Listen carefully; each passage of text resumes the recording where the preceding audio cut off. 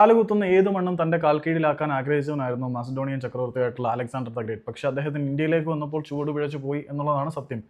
പോറസിന് മുന്നിൽ പിടിച്ചു നിന്നു, പക്ഷേ മഗധയിലെ ആനപ്പടയെ കണ്ട് തിരിഞ്ഞു വരേണ്ട അവസ്ഥയിലേക്ക് അലക്സാണ്ടർ എത്തി. പക്ഷേ ഇന്ത്യയിലേക്ക് വരുന്ന രണ്ടാം അലക്സാണ്ടർ, കേരള ബ്ലാസ്റ്റേഴ്സിന്റെ സ്വന്തം അലക്സാണ്ടർ കൊയേഫ് എന്ന് പറയുന്ന താരം കേരള ബ്ലാസ്റ്റേഴ്സിന് വേണ്ടി പലതും നേടുമെന്നാണ് ബ്ലാസ്റ്റേഴ്സിന്റെ ആരാധകർ ഉൾപ്പെടെയുള്ളവർ ഉറച്ചു വിശ്വസിക്കുന്നത്.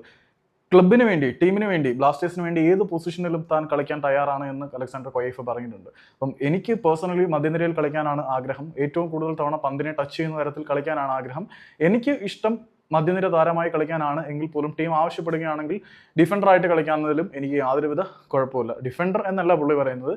അപ്പം ടീം ആവശ്യപ്പെടുകയാണെങ്കിൽ ഞാൻ ഗോൾ കീപ്പറായിട്ട് കളിക്കാൻ വരെ റെഡിയാണ്. ഗോളി ആവാൻ വരെ ഞാൻ റെഡിയാണ് എൻ്റെ ടീം ആവശ്യപ്പെട്ടാൽ. എനിക്ക് കളിക്കളത്തിൽ സമയം ചിലവഴിക്കണം, എനിക്ക് കൂടുതൽ സമയം ബോളുമായിട്ട് ഇൻട്രാക്ട് ചെയ്തുകൊണ്ട് കളിക്കളത്തിൽ പിച്ചിലുണ്ടായിരിക്കണം എന്നുള്ളതാണ് ഏറ്റവും പ്രധാനം എന്നാണ് അലക്സാണ്ടർ കൊയേഫ് പറഞ്ഞത്. ഞാൻ ഈ വീഡിയോ അപ്ലോഡ് ചെയ്യാൻ കുറച്ച് ലേറ്റായി.